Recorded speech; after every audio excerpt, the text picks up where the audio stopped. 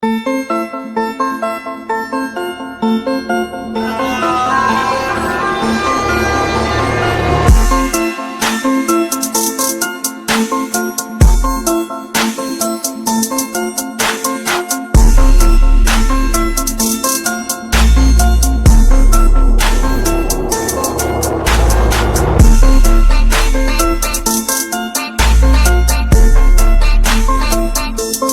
मैं आप लोगों को जनूबी एशिया में मौजूद एक इस्लामी मुल्क मलेशिया की सैर करवाऊंगा।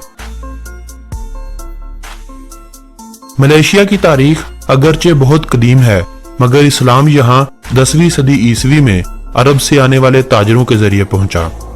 उस वक्त यहाँ हिंदू मजहब और बुद्ध मत के मानने वाले बहुत ज्यादा तादाद में थे। 14वीं और 15वीं सदी ईसवी में इस्लाम माले में उभरने लगा। माले जो उस वक्त एक जजीरा था। माले जजीरे पर ज्यादा तादाद माले लोगों की थी। माले वही लोग हैं जो एक कसीर तादाद में मलेशिया में पाए जाते हैं। माले कौम में 99% आबादी मुसलमानों की है। 18वीं सदी ईसवी में मलेशिया पर हुकूमत बरतानिया की जानिब से कब्जा कर लिया गया। जिस तरह हर मुल्क में होता आया है कि गुलाम बनाई हुई अवाम में से एक आजादी का मतवाला पैदा होता है, बिल्कुल इसी तरह मलेशिया के शाही खानदान में अब्दुल रहमान नामी एक लड़के की 8 फरवरी 1903 को पैदाइश हुई। और फिर यही वो शख्स था जिसने मलेशिया की अवाम के हक में अंग्रेज हुकूमत के खिलाफ आजादी अलम बुलंद किया। और फिर यही वो शख्स था जिसे आज भी मलेशिया की कौम बापाए मलेशिया के नाम से जानती है।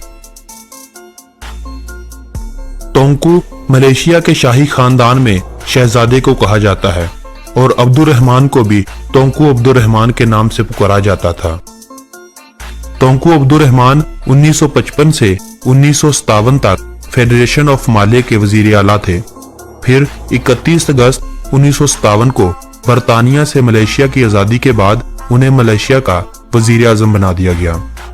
1960 तक वो मलेशिया के वजीर आजम के ओहदे पर फाइज रहे।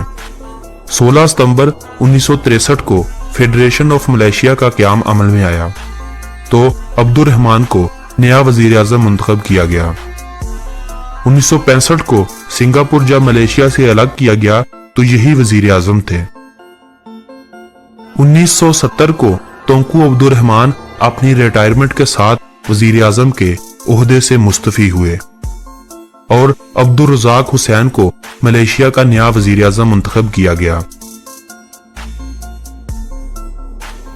नजीब रज़ाक मलेशिया के मौजूदा और छठे वजीर आजम हैं जो 3 अप्रैल 2009 से अब तक मलेशिया के वजीर आजम के ओहदे पर अपने फराइज सर इंजाम दे रहे हैं। मलेशिया में इस वक्त 51% मलाई लोग, 22% चीनी, 12% मकामी लोग, 7% इंडियन, जबकि बाकी दीगर ममालक से आकर मलेशिया में मुस्तकिल रहाइश रखने वाले अफराद हैं।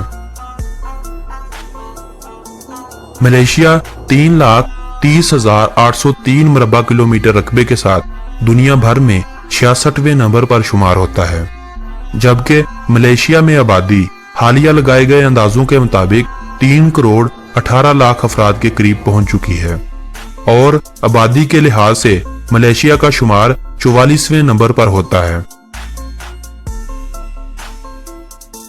मलेशिया में 62% मुस्लिम, 19% बुद्ध मत के पैरोकार, 9% क्रिश्चियन, 7% हिंदू, जबकि बाकी दीगर मज़ाहब के मानने वाले हैं। मलेशिया के बारे में अगर दिलचस्प हकाइक की बात की जाए तो मलेशिया में 40,000 कबल मसीह तक की जिंदगी के आसार दरियाफ्त हुए हैं। मलेशिया की करेंसी को मलेशियन रिंगट कहा जाता है। मलेशिया का कॉलिंग कोड +60 है। माले, मलाई या मलेशियन मलेशिया की कौमी जुबान है। ये एक ही जुबान है जिसको 3 मुख्तलिफ नामों से पुकारा जाता है। इसके अलावा भाषा मलेशिया की दफ्तरी जुबान है, जबकि अंग्रेजी, चीनी, तमिल, हिंदी, उर्दू और दीगर जुबानें आबादी के हिसाब से बोली जाती हैं। बैडमिंटन मलेशिया की कौमी खेल है, जबकि फुटबॉल मलेशिया में बहुत शौक से खेला जाता है और ये भी कहा जाता है कि मलेशिया में 2034 में फीफा वर्ल्ड कप का इनकाद होगा। इनके अलावा horse riding, tennis, hockey, martial art और स्क्वैश दीगर शौक से खेली जाने वाली खेलों में शामिल है। कोलालमपुर मलेशिया का दारुल हुकूमत है और 17,68,000 अफराद की आबादी के साथ इस शहर को मलेशिया का सबसे बड़ा शहर होने का भी एजाज हासिल है। मलेशिया में आपको जापानी कंपनी के 7-Eleven के नाम से बने स्टोर नजर आएंगे, जो 24 घंटे आने वालों को ticket booking, bill paid, book का टैक्सी, मोबाइल कार्ड्स और बहुत सी जबरदस्त सर्विसेज फराहम करते हैं। मलेशिया में अगर आपको दिल की बाईपास सर्जरी करवानी हो तो इसका अमूमन खर्चा $9,000 आएगा। अगर यही अमेरिका में करवानी हो तो खर्चा $1,30,000 तक चला जाएगा। मलेशिया दुनिया में कुदरती रबड़ एक्सपोर्ट करने वाला तीसरा बड़ा मुल्क है। हर साल 9,96,673 मैट्रिक टन रबड़ दीगर ममालिक को एक्सपोर्ट की जाती है। मलेशिया रबड़ ग्लव्स की दुनिया भर में सप्लाई करने वाला सबसे बड़ा मुल्क है। मलेशिया में तकरीबन सारा साल वक्फे से बारिशें होती रहती हैं। कोलालमपुर में साल में 200 दिन बारिशों का रिकॉर्ड मौजूद है, जबकि कुचिंग शहर में 253 दिन एक साल में बारिशें होने का रिकॉर्ड है। मलेशिया में चर्स की फरोख्त ममनू है।